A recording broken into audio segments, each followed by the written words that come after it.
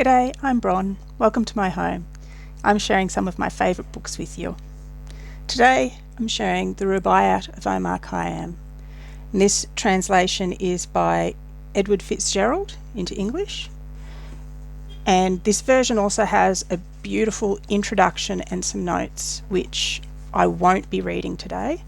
I'll be just focusing on the verses. Awake, for morning in the bowl of night has flung the stone that puts the stars to flight, and lo, the hunter of the east has caught the Sultan's turret in a noose of light. Dreaming when dawn's left hand was in the sky, I heard a voice within the tavern cry, "Awake, my little ones, and fill the cup before life's liquor in its cup be dry." And as the cock crew, those who stood before the tavern shouted, "Open then the door! You know how little while we have to stay, and once departed may return no more." Now the new year reviving old desires, the thoughtful soul into solitude retires, where the white hand of Moses on the bough puts out, and Jesus from the ground aspires. Iram is indeed gone, with all its rose, and Jamshid's severing cup where no one knows. But still the vine her ancient ruby yields, and still a garden by the water blows. And David's lip locked but in divine, high-piping plavy, with wine, wine, wine, red wine, the nightingale cries to the rose, the yellow cheek of hers incarnadine. Come fill the cup, and in the fire of spring the winter garment of repentance fling. The bird of time has but a little way to fly, and lo, the bird is on the wing. And look, 1,000 blossoms with the day awoke, and thousands scattered into clay, and this first summer month that brings the rose shall take Jamshid and Kaikobad away. But come with old Khayyam, and leave the lot of Kaikobad and Kaisharu forgot. Let Rustum lay about him as he will, or Hatim-Tai cry supper, heed them not. With me along some strip of herbage strown, that just divides the desert from the sown, where the name of slave and sultan scarce is known, and pity Sultan Mahmud on his throne. Here with a loaf of bread beneath the bough, a flask of wine, a book of verse, and thou beside me singing in the wilderness, and wilderness is paradise enow. How sweet is mortal sovereignty, think some, others, how blessed the paradise to come. Ah, take the cash in hand and wave the rest, oh brave, the brave music of a distant drum. Look to the rose that blows about us. Lo, laughing, she says, into the world I blow, and at once the silken tassel of my purse tear, its treasure on the garden throw.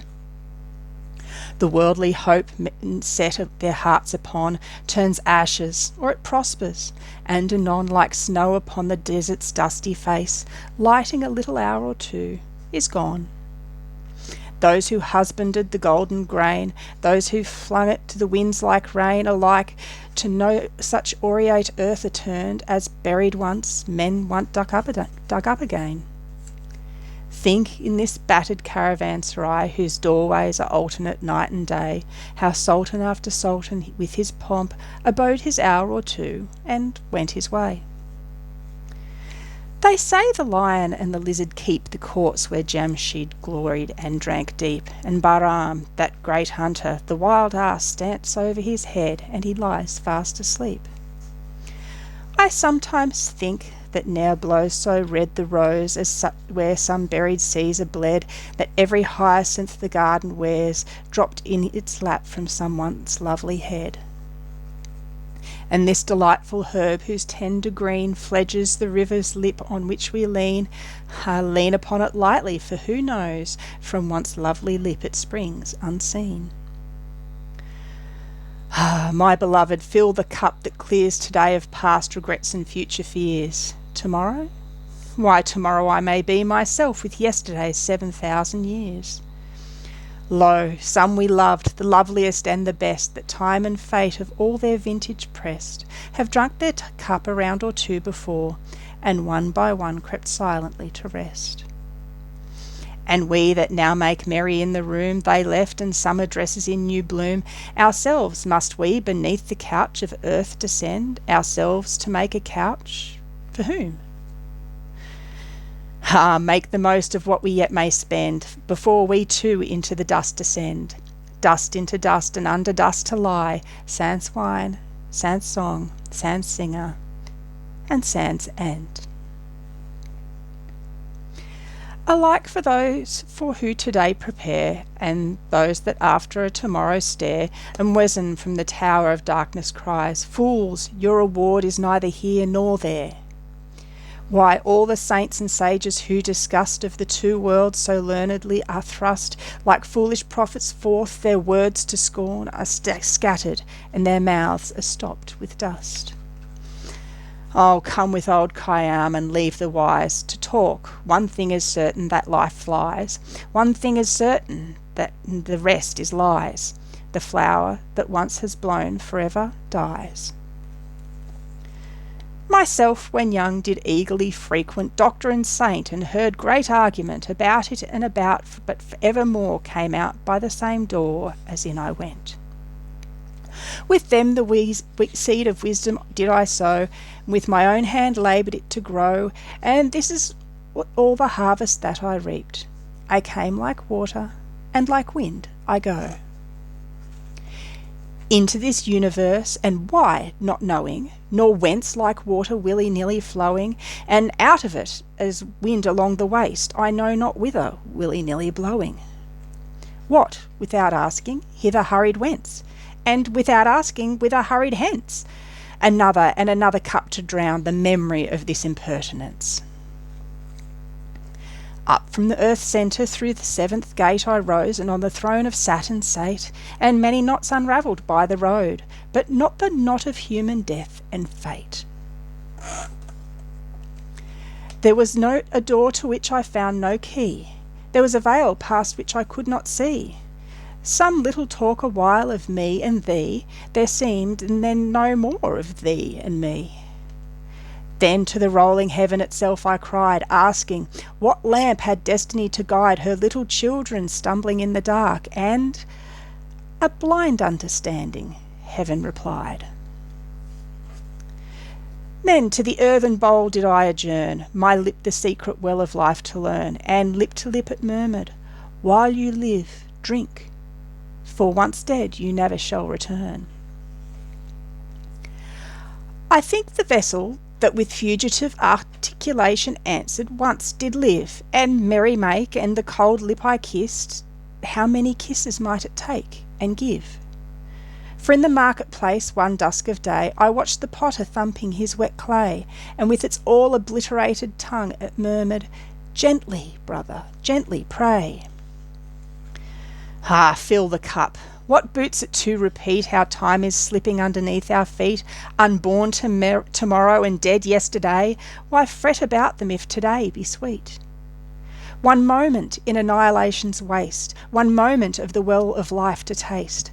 The stars are setting and the caravan starts for the dawn of nothing. Oh, make haste. How long in infinite pursuit of this and that endeavour and dispute? Better be merry with the fruitful grape than sadden after none or bitter fruit.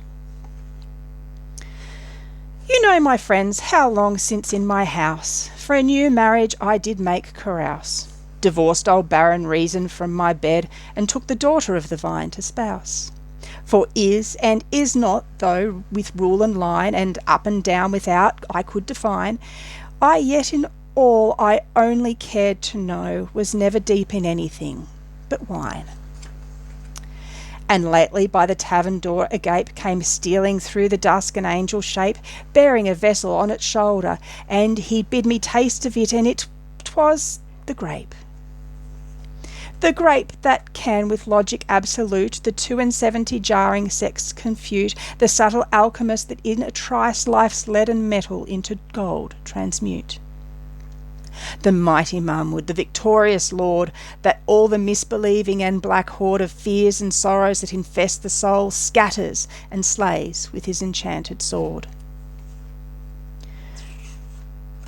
But leave the wise to wrangle, and with me the quarrel of the universe let be, and in some corner of the hubbub couched make game of that which makes as much of thee.